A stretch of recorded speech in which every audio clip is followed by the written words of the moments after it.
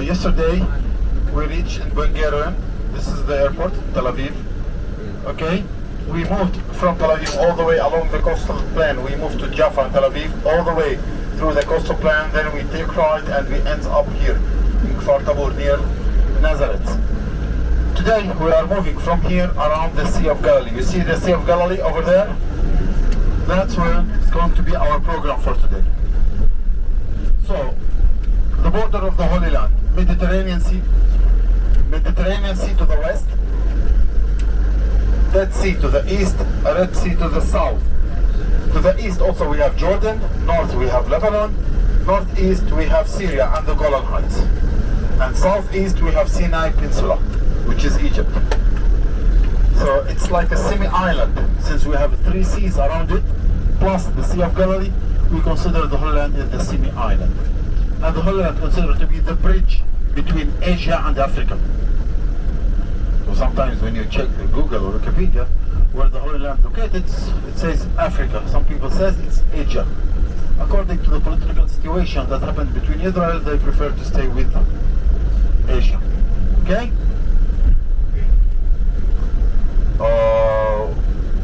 The land totally in general, this is we call the Holy Land. We have the black line which is divided Palestine from Israel, but in general all of this land we call it the Holy Land. Okay? Okay. The first place that we are heading to is what we call it Saint Peter Primacy. According to the Bible, I think John 21. We're going to cooperate me and the Father. The Father is going to read from the scriptures about the verses that connected to that side. Because guys, you have to know that the best tour guide here in the Holy Land is the Bible. Yeah. The Bible is our tour guide in this land. So we didn't know where the location of the sites up till we see we read the Bible. Okay? Yes. The Bible is our guide. So how many Gospels we have? 5. What's the name of these Gospels? Matthew, Mark, John, Luke, Holy Land. John. Matthew, Mark, John, Luke, Holy Land. Always when you say the Gospels, you say it in order, not in random order.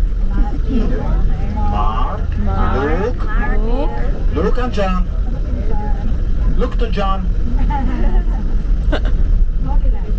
Holy Land. Okay? Our program on these days is going to be in the north, so this is going to be our program. In a minute we are going to see all kind of plantation around the Sea of Galilee.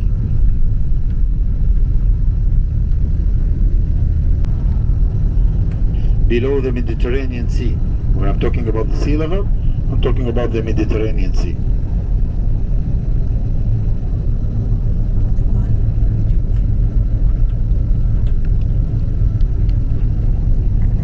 The Great defeated the Hasmoneans. They hid in caves over there, and he succeeded to kill these people by pulling the ropes from the top of the mountain and slaughtered them inside the caves.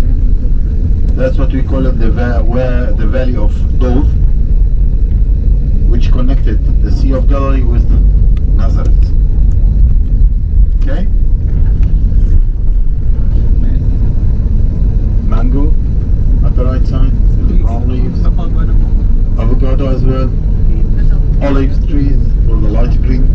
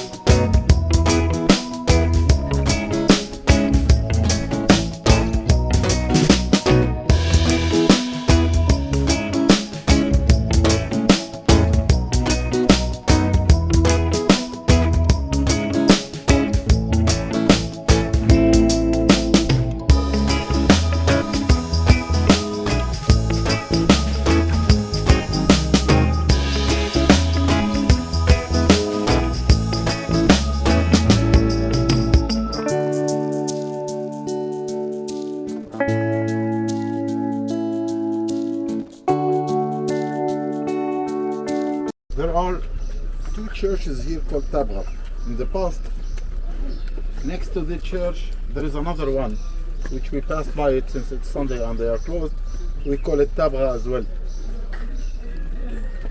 That church were recently, in the beginning of 20th century, they found a mosaic on the floor to commemorate the miracle of Jesus where he multiplied the 5 loaves and the 2 fishes.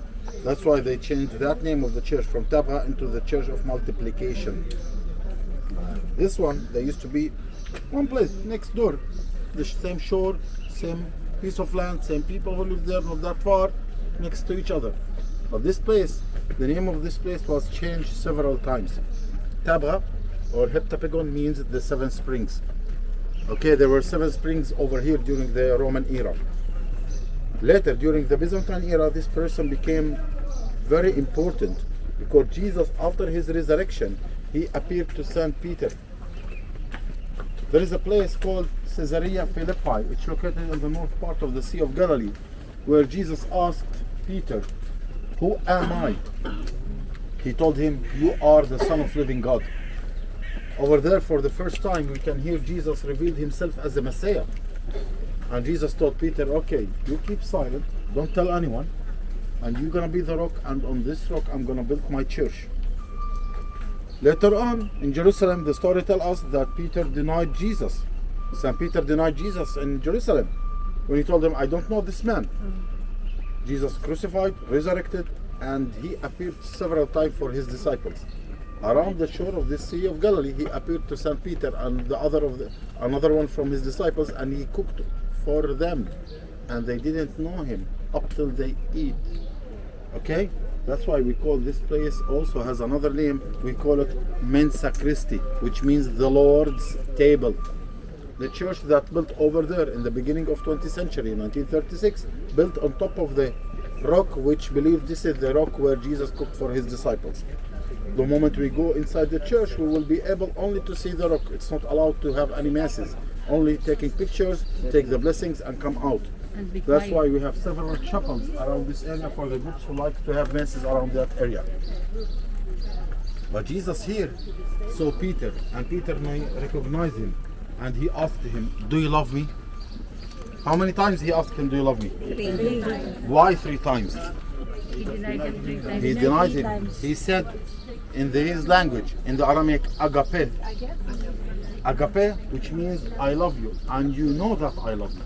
But what I have done, I know it's a mistake. Okay? And he asked him one more time, "Do you love me?" He said yes. "Do you love me?" He said yes. Then Jesus told him, "Take care of my sheep." We have to know what the story talks about.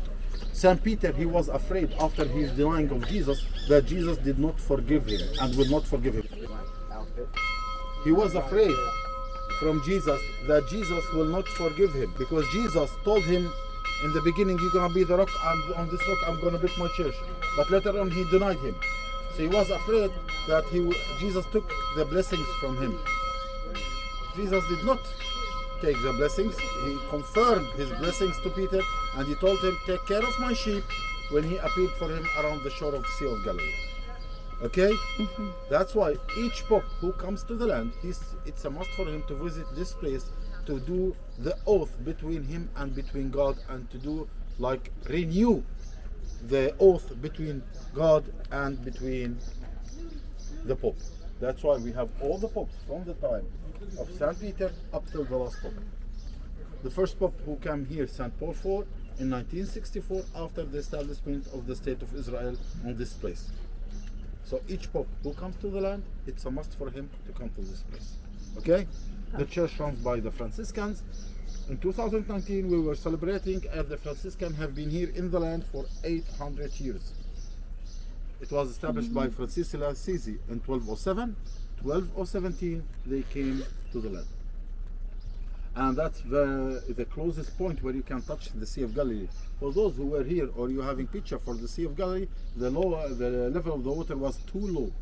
Now the level of the water is too high because we stopped drinking and using the Sea of Galilee as the main water to drink in Jerusalem. Yes, we used to drink it. It's a fresh water. We're going to talk about that once we are on the boat.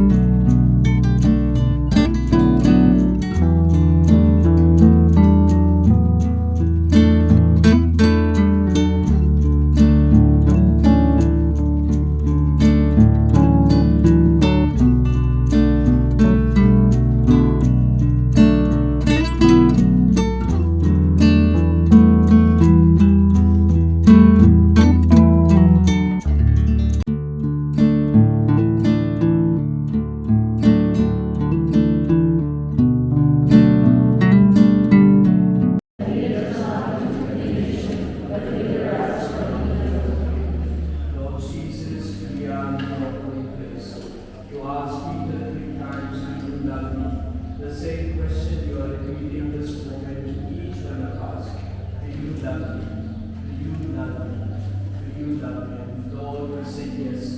We love you. You know everything. You know that we love you, and that's why we are here, to increase our love in you and love for each other. Bless each one of us. Bless our families. May our love for our families and one another increase. This we ask for your great glory. Amen. The Lord be with you. And with your spirit. May Almighty God bless us, the Father and the Son